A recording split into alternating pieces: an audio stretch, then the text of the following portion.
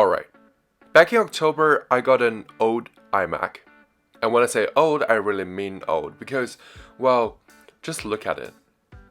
I mean, I don't mind it because I absolutely adore used electronics. It would be better if I didn't hit the shelving and drop the cable though. But what can I say? I'm a dumbass, that's all. It would actually make a good appearance as a device featuring in one of my Opno episodes though, but you see, the problem is, it doesn't really work. I mean, when I press the button, it powers on, shows the Apple logo, and shows this afterwards. This is also why I haven't got the interest to do anything with it for the past 3 months.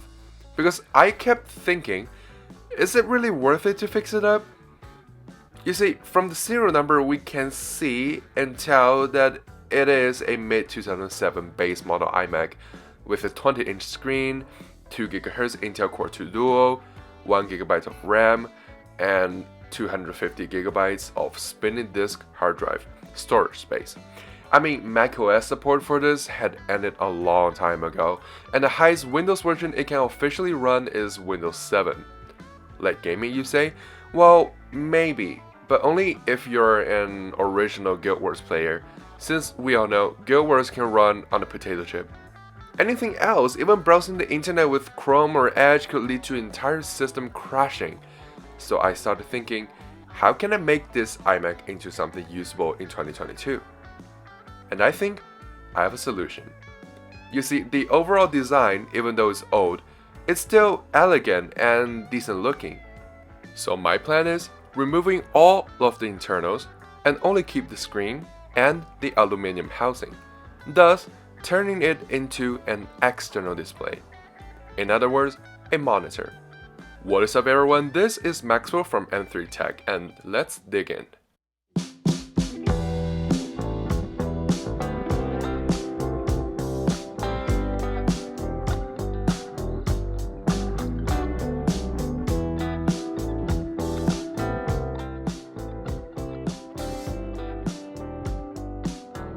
Okay, so first of all, since we're working on the hardware, it is necessary to power off the iMac first, then unplugging the power cable from the iMac.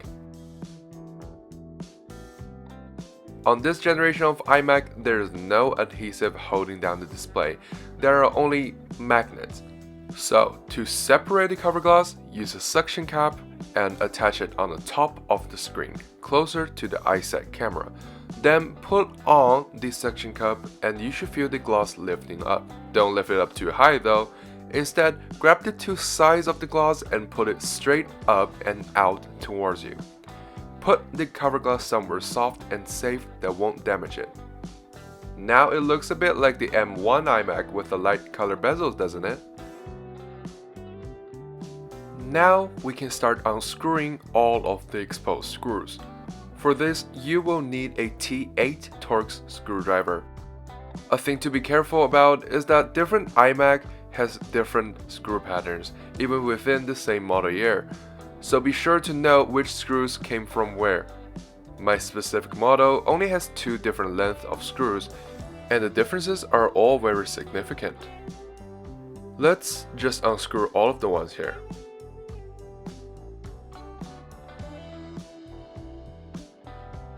There are also more screws on the top bezel.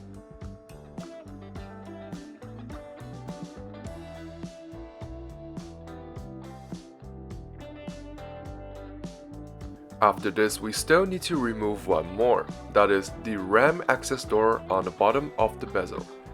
It has a Phillips standard screw, however I found using a flathead screwdriver the best for it. After getting it loosened up, simply remove it and pull it down. Inside, there are 2 little black curved tabs wrapping around the RAM sticks. Shove the screwdrivers in between tabs to expose it.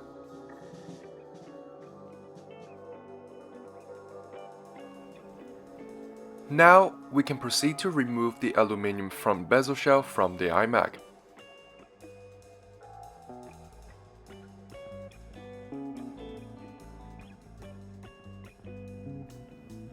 After that has been removed, we can see the beautiful but dusty internals of this 15-year-old iMac. To be honest, I really wish that Apple continued its translucent shell from the original iMac so that they can continue to show off their beautiful internals. A custom transparent shell would look awesome on this, too. Let's not spend too much time admiring the engineering of this iMac, shall we? We still have more screws to remove.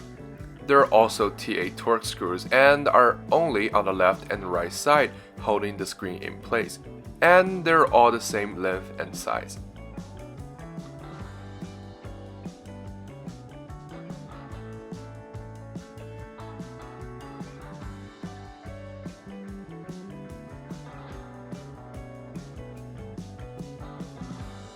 After all the screws has been removed, we still need to remove some connectors. On the right side of the iMac, closer to the screen, this is the screen data cable. There should be screws on the connectors though, which there isn't any here. Someone has definitely been inside before me. Normally, you would lift the connector up with the attached tape. However, because this is 15 years old, everything is very brittle and easy to break. So you should just use your hand to grab the both sides of the connector, loosen it up, then lift it away from the board. On the left side, closer to the fan, there's another smaller connector that we will need to remove. This is the temperature sensor cable. Grab it and lift it up, routing its cable further away. It is very dusty here, so I recommend if you're working on any old electronics with a lot of dust inside, you should definitely consider wearing a mask. After that, we are ready to lift up the screen.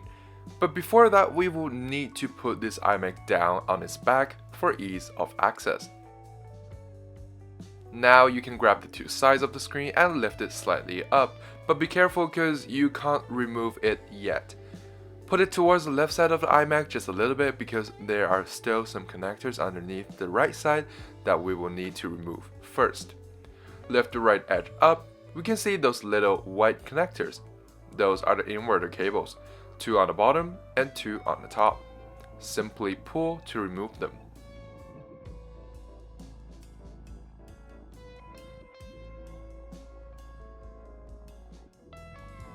After those has been removed, simply remove the screen.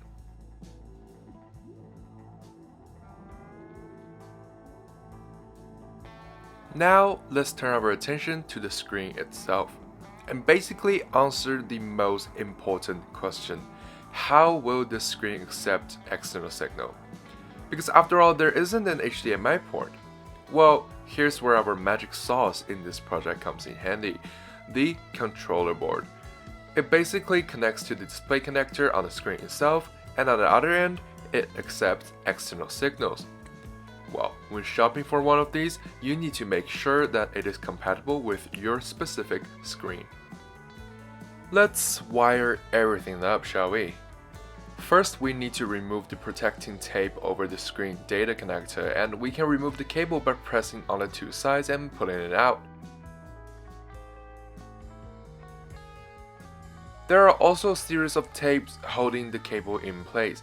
We can simply remove those as well.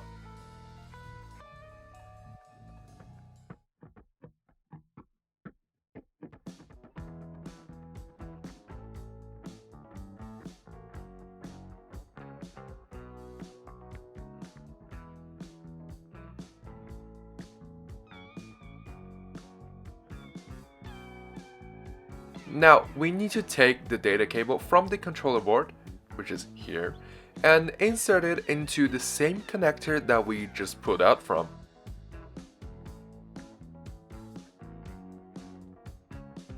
Put a protecting tape back on so that the electrical surges and sparks won't be coming at you like finding their father. What should I say? Any protection is good protection, right? Anyways, the smaller board on the right here is the inverter board, and we need to connect all 4 inverter cables into it.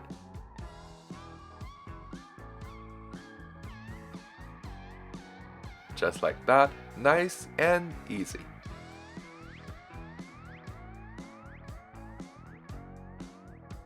And the smallest board that contains a few buttons is the actual controls, including the power button for the display itself. We will also need to connect to the power adapter. Mine didn't come with one, but it will work with any 12V 3A DC power adapter. Plug it in the barrel jack and plug in the power adapter itself into the extension cord I have here. Press the power button on the control module and we can see the light lit up. Flip the screen over and we can see that the display and the controller board are both working. Awesome. Okay, now the screen related stuff is all done. Let's shift our focus to the rest of this iMac, shall we? One thing that immediately caught my eye is that instead of a spinning disk hard drive that I suspected it had, this iMac has a solid state drive.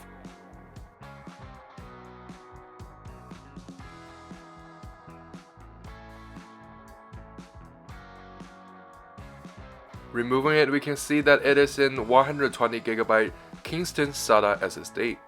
We can probably salvage it and put it maybe for another future project. And now, I think that we can start to strip this 15-year-old iMac down, shall we? But before we start, a little disclaimer here. This is not a tutorial and the entire stripping process will be sped up. So if you want to skip it, there are timestamps that can allow you to skip to the point where the stripping is done. If not, then enjoy.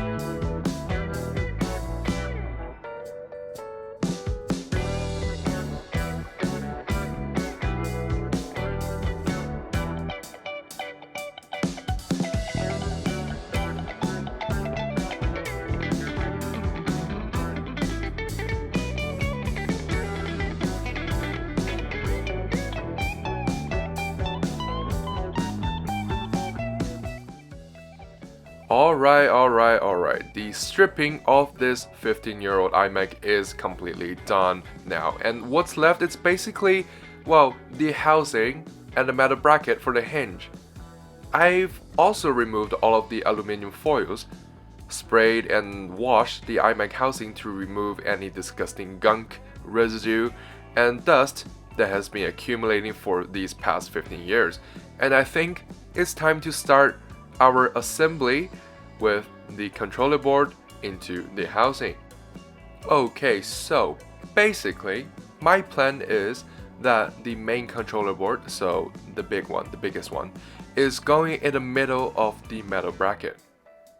The inverter board is gonna go on the side, and the smallest board with all of the button controls will be dangling down from the opening where the RAM access door was, for easier control after enclosing the unit. Obviously, we do need to consider the clearance with the screen in place and also the connection with the data cable. So I think that the middle of the bracket is actually the only place that the controller mainboard can be placed in.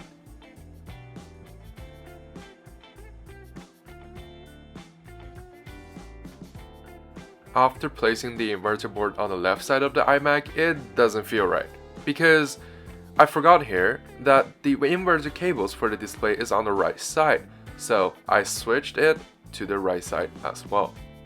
I also found a way to actually mount the inverter board, that is by the screw pole where the CD-DVD drive was located.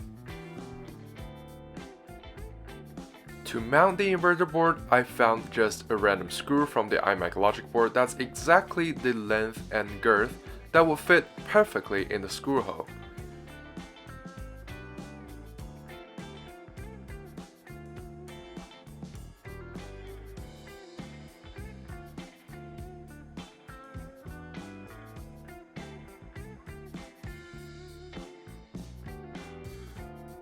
The mounting requires high level of precision as well. Screwing it in, it can't be screwed in too tight or the other end will just lift up to the sky. So I had to loosen it up a bit.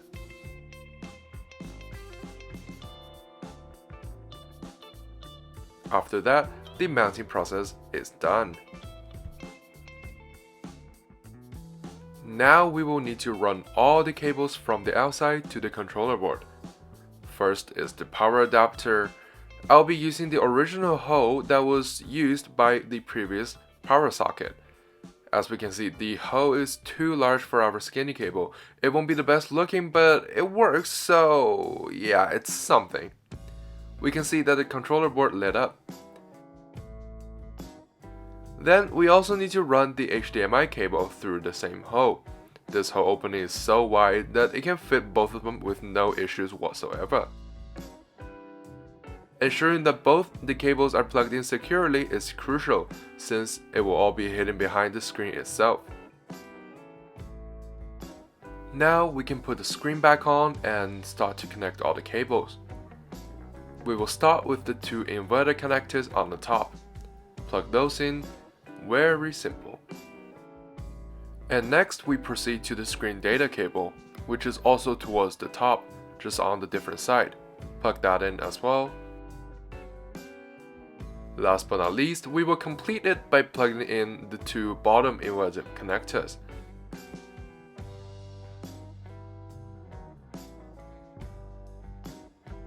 After that's done, we place the screen back in place and put some screws in just to make sure nothing falls out when we stand it up. After putting the iMac on its feet again, we can screw in more screws on the left side to ensure the security. We can try if everything is still working. They are. Awesome.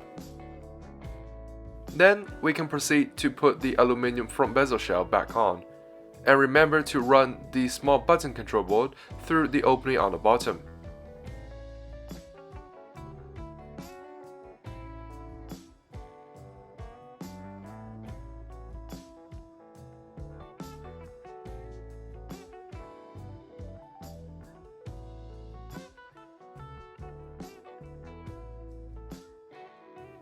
Now the unit has been enclosed. Test it again. Everything's working. We can finish it up with some more screws to secure the aluminum shell in place.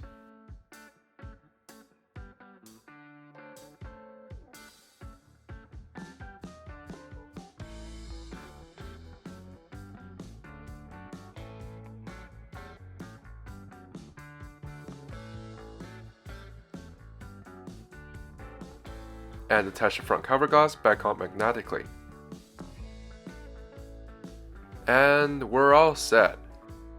So here we have it, an old iMac converted to an external Apple branded monitor. I call it the iMackenstein, which is essentially iMac plus, well, Frankenstein. How do y'all like it? Would you do something like this yourself? Leave a comment down below. Make sure to give this video a like if you find it entertaining and enjoyable. And if you want to see more contents like this, hopefully more DIY projects, consider subscribing to M3 Tech. Alright, and that's all for today. I'll see y'all in the next video. Peace.